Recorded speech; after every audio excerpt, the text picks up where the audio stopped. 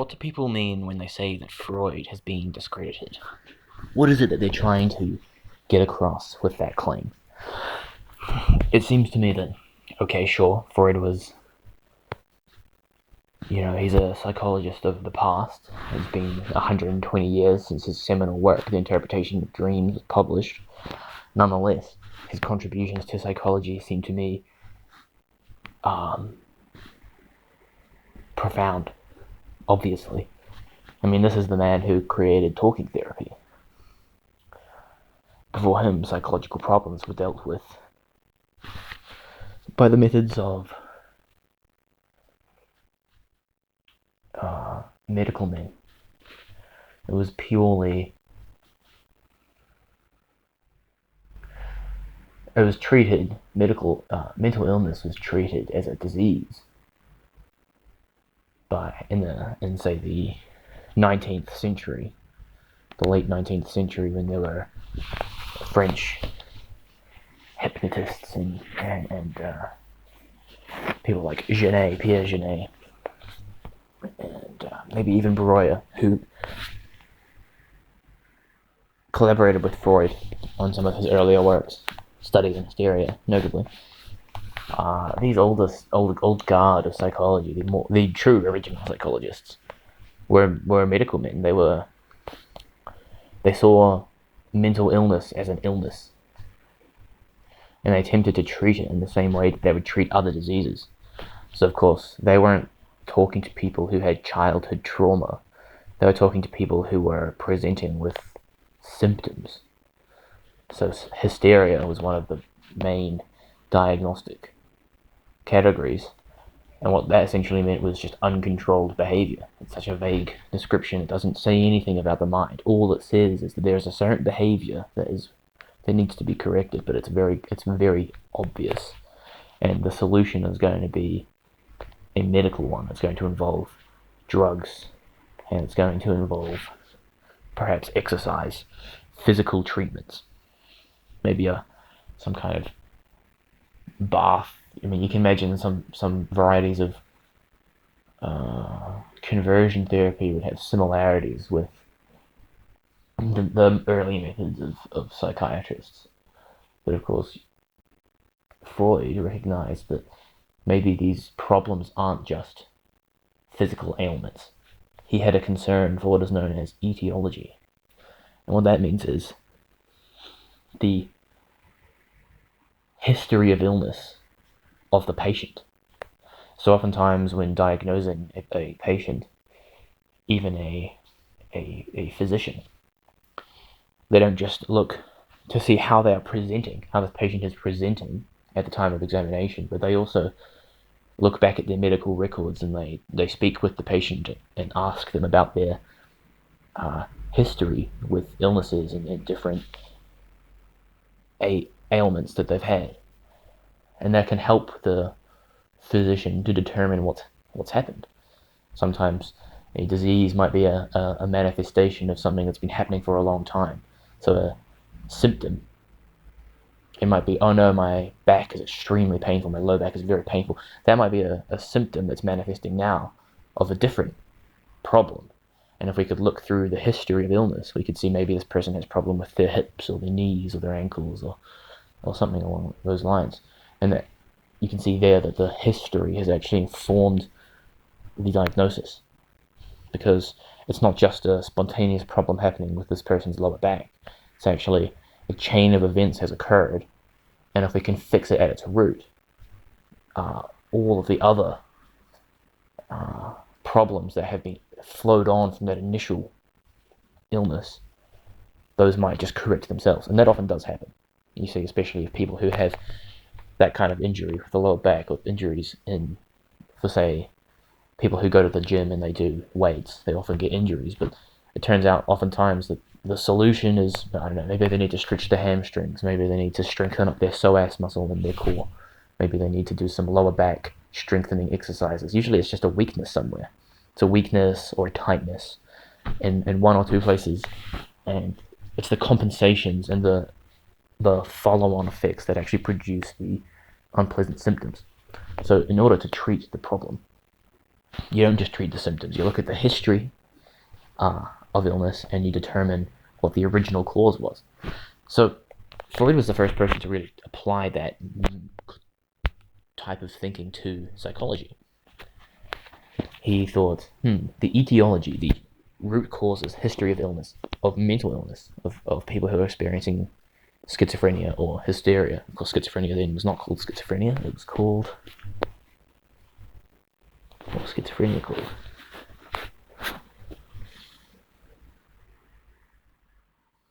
I can't remember. Anyhow, Freud, he thought, okay, well, these illnesses, though they are certainly different in character, they are behavioral illnesses, they seem to have something to do with the mind, as a psychiatrist. But they still have a history, just as do all other physical illnesses, which patients come to their physicians to treat. And he thought, okay, well, let's look into the history of these people, of these patients were presenting with mental illness. Let's look at the history of their mental illness and see how it happened. And what he found often was that there was a root cause, that there was some problem that had gone wrong earlier in the development of that individual's personality, and that had manifested in a certain symptom. But that symptom wasn't spontaneous. That symptom was a consequence of a long process of impinged development.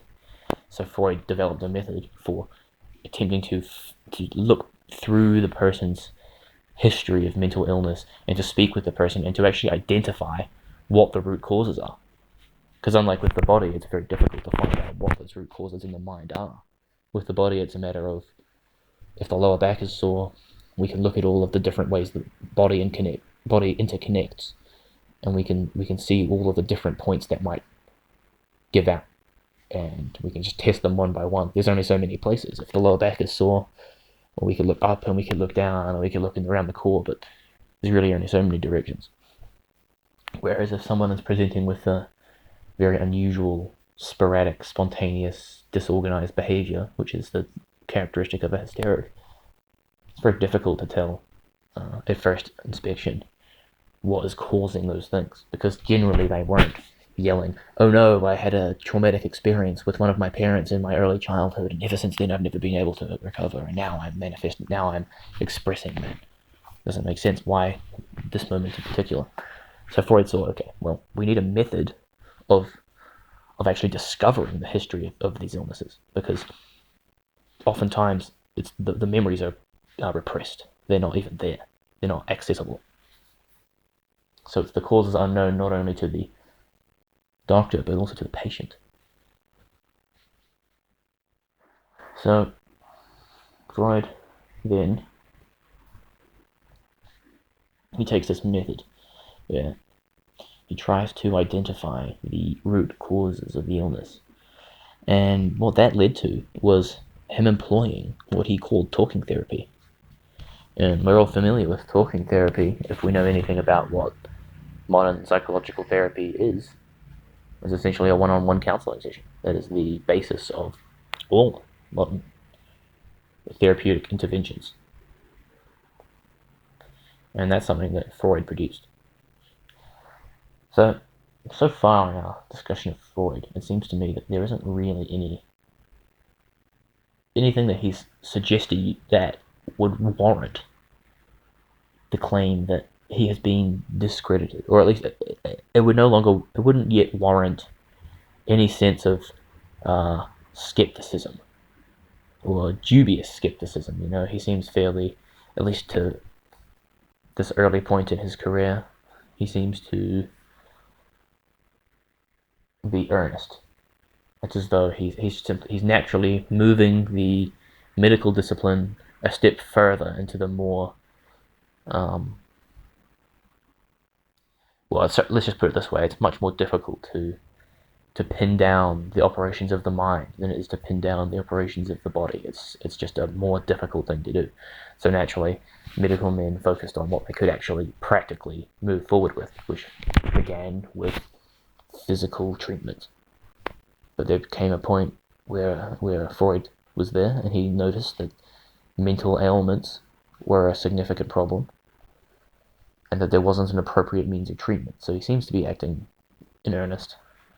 It's just trying to extend the realm of illnesses which physicians are able to treat.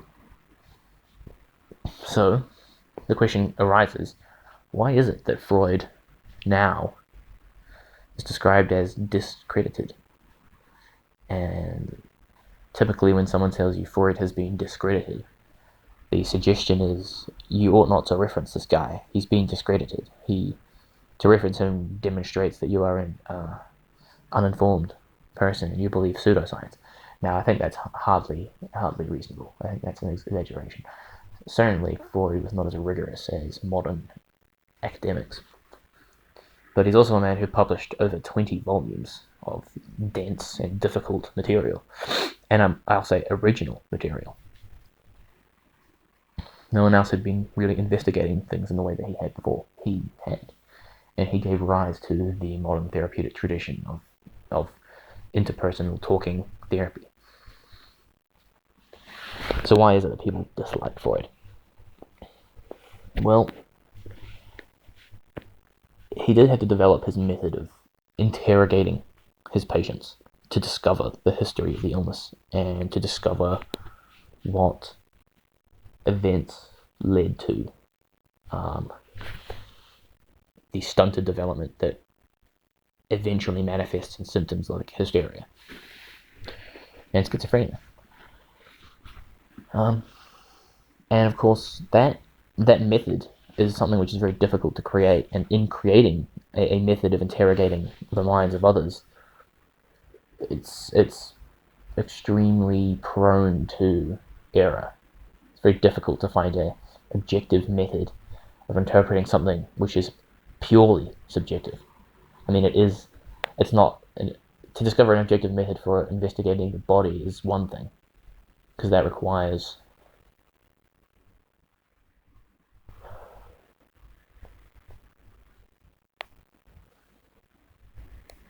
the body is an objective thing, it is an object. So to have an objective method makes sense, because what we're dealing with is something that is stable and which is measurable, whereas the mind is something which is inherently unstable and immeasurable. We can only access it by way of testimony. So it is inherently all theories of the mind are based on testimony, or psychological theories. Anything, if we're going to theorize about what's going on underneath somebody else's consciousness, it's always going to be, well, it's extremely open. Because we're suggesting that not only does the interrogator not know what's going on, but neither does the person being interrogated. So there has to be a method by which the therapist and the client can discover more information within the client's own unconscious mind. And of course that's extremely prone to error. So Freud, in his creation of a method of interrogation, made many mistakes. His primary method was dream investigation, and that seems more open to mistakes than talking therapy alone. The idea of looking at someone's dreams, reading their dreams, and inferring some psychological event took place in their past does seem quite far-fetched. But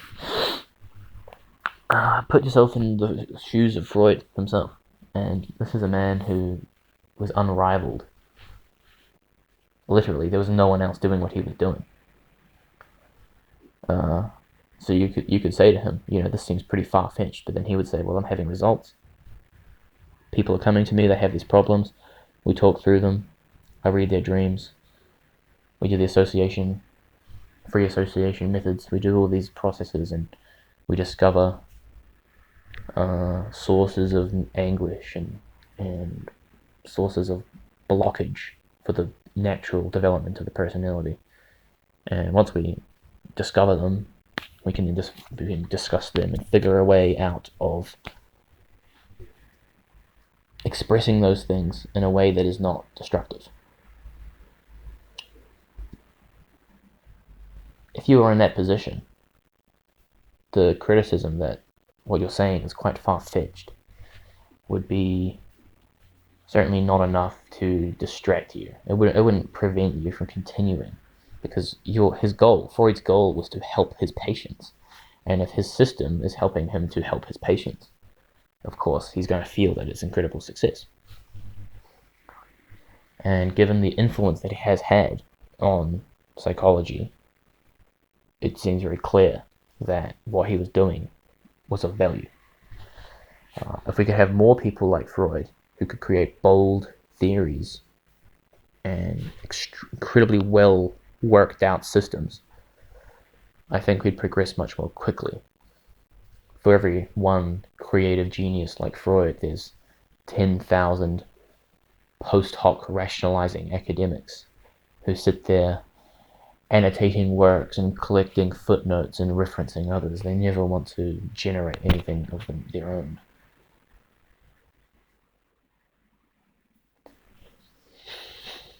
So the reason that Freud is so despised is that in his methods of interrogating the unconscious of his patients, he made mistakes.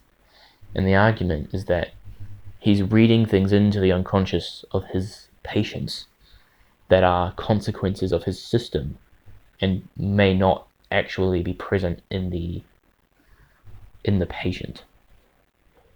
So Freud's system involves, for instance, most notoriously, this idea of the Oedipus complex, of the child who wants to kill his father and marry his mother.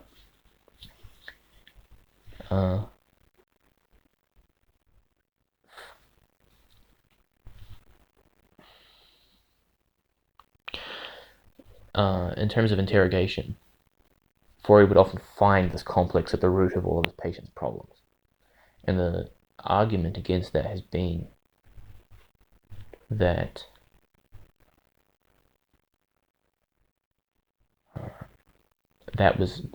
that complex, the Oedipus complex, is built into Freud's theory.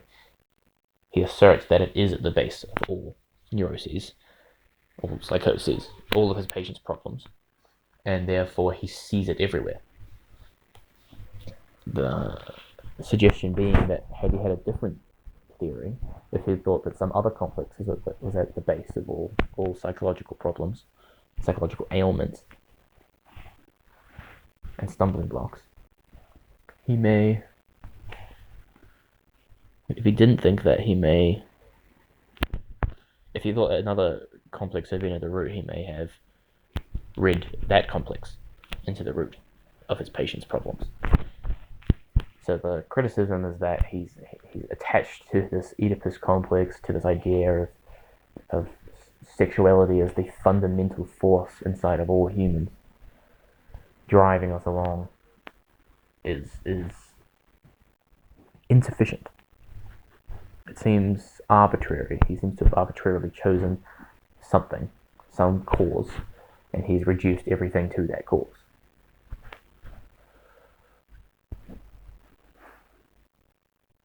And the problems that arise are that people obviously become misunderstood because they're diagnosed and based on the prejudice of a psychologist, that they're pigeonholed by a psychologist according to that psychologist's bias.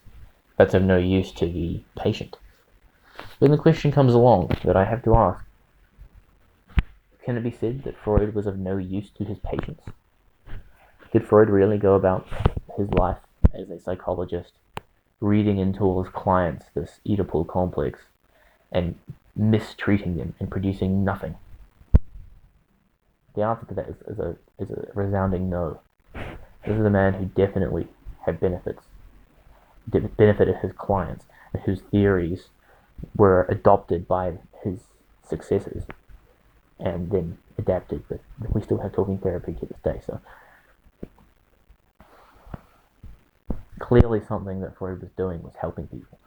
So dismiss him because some of his claims were arbitrary and unnecessary and don't seem to be realistic in this world of 100 years of tests. We've had 120 years to criticize his works. it's no wonder that holes have been found. But the fact is, 90% of what he said has been integrated into modern psychological convention. The whole idea of sitting down and having talking therapy is totally natural to modern psychologists, as is the idea of an unconscious. The idea that we have these passions underlying our minds that we're not entirely aware of, but which direct our behavior. That's also becoming more and more clear. I mean, you can see it even in brain scans.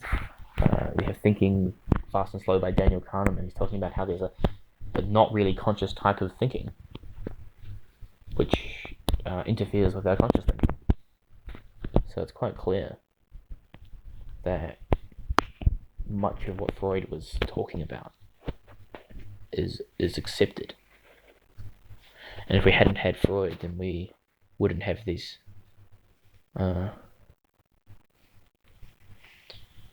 theories. We wouldn't be able to recognize these psychological processes. So his research has helped us. And as a person who does like to trace the development of ideas, I find that to be very helpful to see how authors have passed ideas along the chain of history and how each has contributed. Well,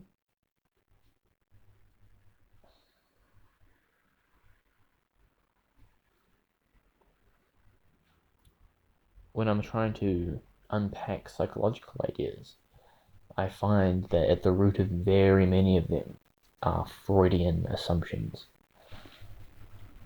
The idea of a talking therapist, if I'm reading Carl Rogers or Viktor Frankl or Adler or Jung or Maslow, all of these clinical psychologists operate on the talking therapy paradigm presented by Freud. So naturally, I'm going to see the influence of Freud in more modern writers. And when I try to pass their psychological treatises, it's helpful to me to recognize the influence of Freud, to recognize when concepts prepackaged by Freud are being employed by his successors. Of course that's helpful. So I don't think it's reasonable to criticize people for referencing Freud, unless it's obviously justified if they're referencing specifically something that has been re-examined and